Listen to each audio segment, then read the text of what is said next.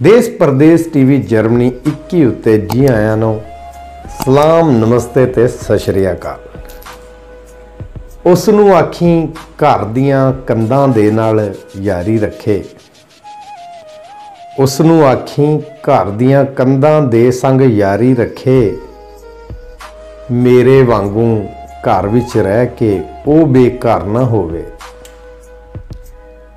यह शेर जनाब अंजम सलीमी साहब का शेर है, जिन्हों ने अदब की खिदमत वास्ते, पंजाबी माँ बोली की खिदमत वास्ते 40 साल अदब की खिदमत की है।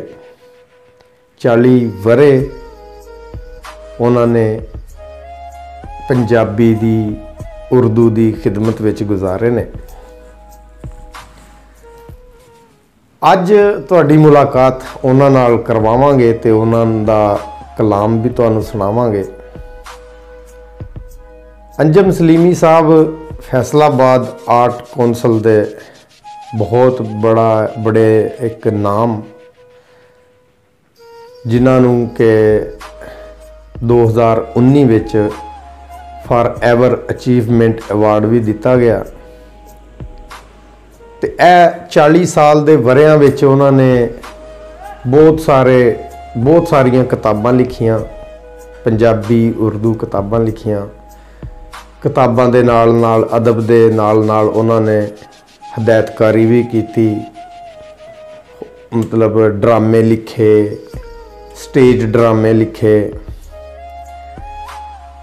तो अज मेरा दिल करदा है कि तुहाडी मुलाकात उन्हां नाल करवाई जाए और उन्हां दा कलाम तुहानूं सारे सज्जणां नूं उन्हां दी ज़ुबानी सुनाया जाए। तो उम्मीद करांगा कि तुसीं पसंद करोगे। तो चलदे हां जी अंजम सलीमी साहब। नज़म है जी लूं लूं विच मलामत जागी। उस जगराते पिट्टी रात नूं यार सवाया पट ते, दोज़ख बाली सीने विच जदों जन्नत पई सी वट ते। उस जगराते पिट्टी रात नूं यार सवाया पट ते, दोज़ख बाली सीने विच जदों जन्नत पई सी वट ते। अपनी होनी अनहोनी दी पीड़ जगाई पिंडे, अपनी होनी अनहोनी दी पीड़ जगाई पिंडे। पर सिगटां दे साह खिच्चे उम्र हंडाई पिंडे।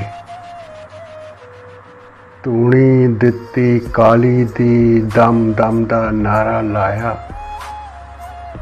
अत उदासी खट्टी फिर भी रज के रोन ना आया।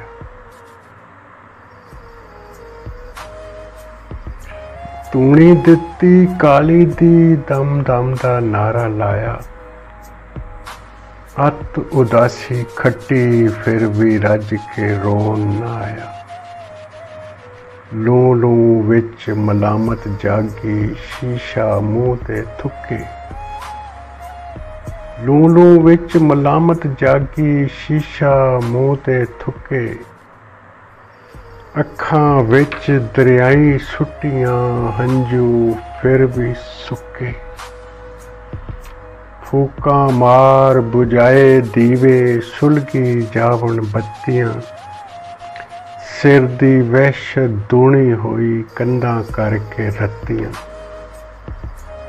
गलमा लीरो लीरी होया हथ विच रह गए धागे, हंसां दी संगत नूं छड्ड के यार बनाए कागे।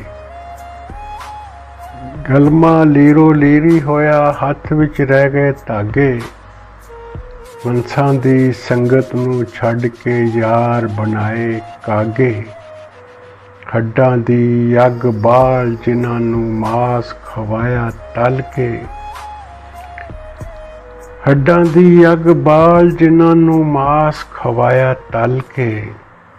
मोढे ते कर रख के टुर पिया तन ते भुब्बल मल के, ਰਾਹ ਵਿੱਚ ਬਲ ਦੇ ਥਲ ਵਿਛਾ ਕੇ ਆਪਣੇ ਪਿੱਛੇ ਨੱਸਿਆ। ਖੁੱਲ੍ਹ ਕੇ ਰੋ ਨਾ ਹੋਇਆ ਤੇ ਫਿਰ ਉੱਚੀ ਉੱਚੀ ਹੱਸਿਆ। ਖੁੱਲ੍ਹ ਕੇ ਰੋ ਨਾ ਹੋਇਆ ਤੇ ਫਿਰ ਉੱਚੀ ਉੱਚੀ ਹੱਸਿਆ। ਦਰ ਦਰ ਤੋਂ ਦੁਰ ਦੁਰ ਰਖਵਾਇਆ, ਮੈਨੂੰ ਕਰਕੇ ਕਾਸਾ। ਦਰ ਦਰ ਤੋਂ ਦੁਰ ਦੁਰ ਰਖਵਾਇਆ, ਮੈਨੂੰ ਕਰਕੇ ਕਾਸਾ। ਇੱਕ ਹੰਝੂ ਦਾ ਮੰਗਤ ਬਣਿਆ, ਲੋਕਾਂ ਪਾਣੇ ਹਾਸਾ। ਆਪੇ ਆਪਣੀ ਧੂੜ ਉਡਾਈ, ਆਪੇ ਬਹਿ ਕੇ ਫੋਲੀ। ਆਪੇ ਆਪਣਿਆਂ ਪੈਰਾਂ ਹੇਠਾਂ ਆਪਣੀ ਜਿੰਦ ਮਧੋਲੀ। ਆਪੇ ਆਪਣੀ ਨਿੰਦਿਆ ਕਰਕੇ ਦਿਲ ਨੂੰ ਕੀਤਾ ਰਾਜ਼ੀ।